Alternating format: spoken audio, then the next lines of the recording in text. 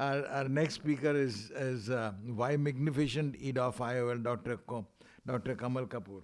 Kamal Kapur from Delhi, large experience, very prolific surgeon, has now started developing his own chain.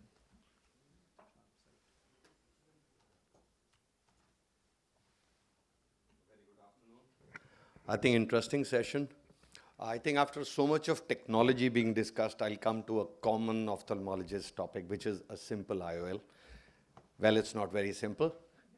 And it's actually, I've actually started, see, the thing with me is once I catch a thing, I take time understanding it. I take a little time adapting it, but once I adapt, I throw numbers like crazy. I think 4.5 months I started this lens, nearly done 1,400 lenses in 4.5 months. Super happy patients. My whole team of doctors. You see, the system in my organization is I do a clinical protocol analysis. We have special optoms who are trained to do maps for me. So once a product comes into our system, I evaluate it, I judge it. Then it goes to the second level of surgeons who are slightly lesser junior, I would say. And once it goes past them, then it percolates down. So 2 months ago, it just percolated down to all my 45 surgeons, and the numbers just grew. And the best part is, you see, once they see the senior team members doing it, they are far more confident. I have no financial disclosures in any of the products I'll be talking about. So let's talk about EDOF lenses, extended depth of focus lenses. As we all know, monofocal lens is one focus, and then you have multifocal lenses. Anything more than one focus is a multifocal lens. You could have a bifocal or a trifocal. Now, EDOF lens is one lens which may not have one focus, may not have 2 or 3. It has a longitudinal funnel of focus. Now, by definition, any lens which provides more than 0.2 logmar scale of visual acuity is an EDOF lens. Now, this is what a milk green ray test would show on as a monofocal lens. A diffractive lens would have probably 2 focal lenses and a trifocal lens. Now, the types, how do you classify EDOF lenses? You could have a pure EDOF lens like a magnificent or maybe an Eyehance, or you could have a hybrid lens which could be diffractive, refractive, or diffractive refractive. Now, these are various other EDOF lenses in the market. I've tried my hands at some of them. Probably I was one of the few pioneers doing these lenses, but over time I just kind of slowly moved away because the results were a little unpredictable. They were more case-centric, more patient-centric. I was looking for a lens which could actually go at a large volume in chains of hospitals where probably I do not have as much trained optoms or trained doctors, where I could have simple protocols, which case to do, which not to do, and then the patients also don't need to be counseled that much. So magnificent falls in that particular category along with SIFI and WIOL. There are different lenses. The edgeless designs, as we all know, they have these rings on them. So you could have an anterior surface which is spherically aberrated and the posterior surface has edgeless design. And Technis Symphony is a classical example. What these lenses do is they give you an elongated zone of focus. But yes, this is still, again, a zone of blur, a zone of clear, a zone of blur, a zone of clear. So it's still not that a longitudinal straight funnel of light. These would be the true EDOF lenses, the pinhole lenses. They are actually ideal for your post-RK patients, corneal scars, high astigmatism, post-LASIK patients, because again, you're working on a simple pinhole concept. They give you extended depth of focus, but then at the cost of contrast and night vision. So this is how a true small aperture lens would work. Then you have low near-ad lenses. In the past, I've had Care Group manufacture lenses for me at lower powers, +2 ad, +3 ad, for patients who are a little taller.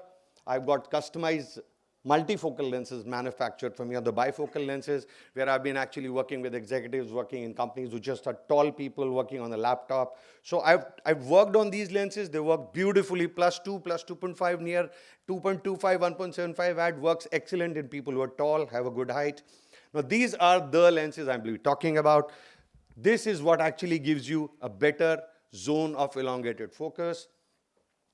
These probably ideally are called the bean-shaped lenses, where the central part of the lens has a slightly different curvature. And in microns, as you keep moving away from the center, let's say every 0.2 millimeter, the lens slope and the dioptric power keeps changing. So what that gives the patient is and a spherical aberrated, you created a spherical aberration, creating a depth. How does that work? Number one, the spherical aberration, and number two, the chromatic aberrations. Both, when they work in conjunction, they give you a depth of focus. So these patients tend to do well. And this gives you a funnel, long funnel of vision, where the depth of focus the patient has. Now, what the company initially told me was, look for N9 and be happy. And what I gave back to the company was nearly 78% of patients of N6. We remodified the A constant. We remodified the complete workup on my IOL master. And when I reported back to the guys, I said, you know, this is working better than you predicted. This is working better than I predicted. And then I just shared a few secrets with how we work on that. Now, this is how a funnel type of lens would work. You have an aspheric component and a, a biconvex lens. This is your zone of defocus. This is where the patient will start seeing the near objects. So again, I'll just jump the theory. I think people are quite sick of the theory part. Whenever you talk about any lens which is a non-monofocal lens, you have to understand the patient's lifestyle, the patient's expectations, and you need to tell the patient what to actually expect too. So once you and the doctor and the patient are on the same plane, the lens will sail. So the first thing in my practice is, a lot of patients come to me because I am also, and I was also, one of very high volume multifocal lens patients. We're doing 250 a month of multifocal, again, IDIF and TRIDIF.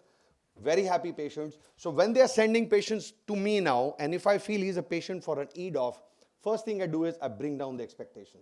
I just tell them कि ऐसा नहीं चलेगा, पढ़ने के लिए चश्मे के बिना थोड़ा सा दूर करिएगा चलेगा, but आपको night vision बहुत clear होगा. So we give them a questionnaire which could be verbal, that what is the kind of life you want. You want sometime occasional, and as it is, you know, I don't mention halos to my patients or my multifocals also, which a lot of people don't agree with me. But my principle is, if you inform the patient that there'll be rings, he will have them. You just mention it casually, it's fine. But you keep warning him, rings aayenge, raat ko ring dikhega, light spread hoga, he's gonna eat you up because he's looking for it now. You casually mention it. Some patients, I just tell them some patients may have it, but it'll blow over. So here I don't even need to mention that. All I mention is that you will be seeing very clear for distance, and you will see for intermediate. So how do I explain intermediate? I tell them, आपका mobile phone अगर आप इधर पढ़ते हैं, 5-6 inches आप पीछे लगाएंगे, आपको चलेगा, distance vision very clear हो जाएगा. So now it has become my the tool for prelex. Hyperopic patients have fallen in love with me. I have women 50 years, 48, 54, 55 years old, wearing +2 for distance and +5, +4.5 for near. I just operated my cousin's sister last week. I put this lens, and she's sending me 2 of her kitty friends. This is the power of the technology, because the patient has got no, photopic phenomenon, no loss of contrast, no spreading. All you need to do is, we'll do some case selection protocols. Now, when you work on a multifocal diffractive lens, the larger near ad you have, the larger photopic phenomena you have.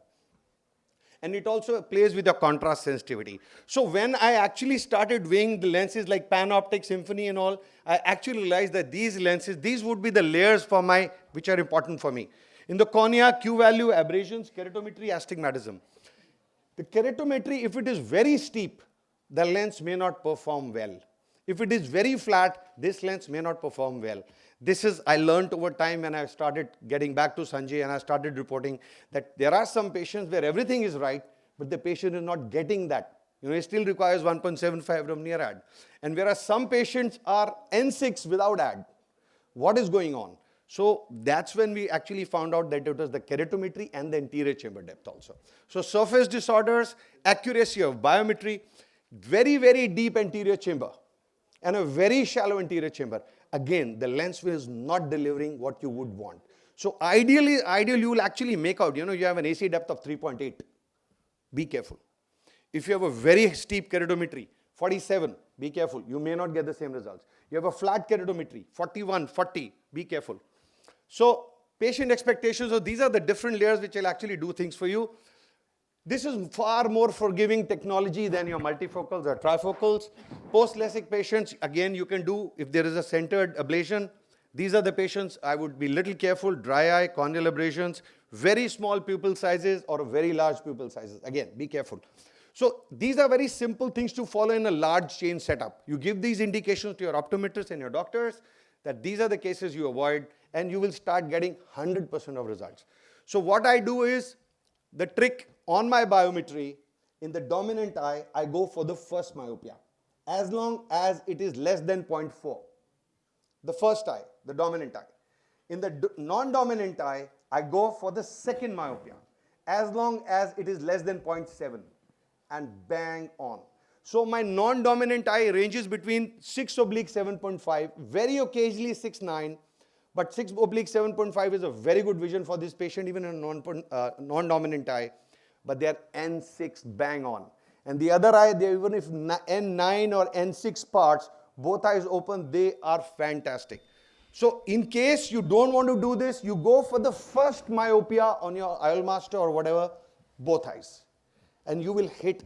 You don't try for emetropia. Just go for the first myopia, 0.2, 0.3, 0.4, and you will have patients nearly touching N6. So this is the statistics I have. 48% of patients actually are, who are unaided 6.75 distant vision N6, and 30% N666.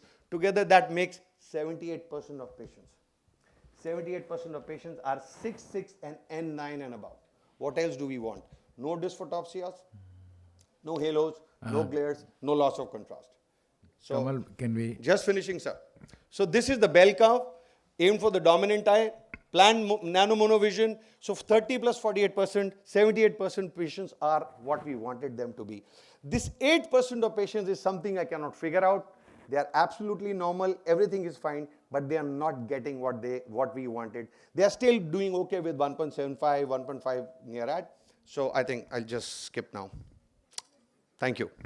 Thank you very much.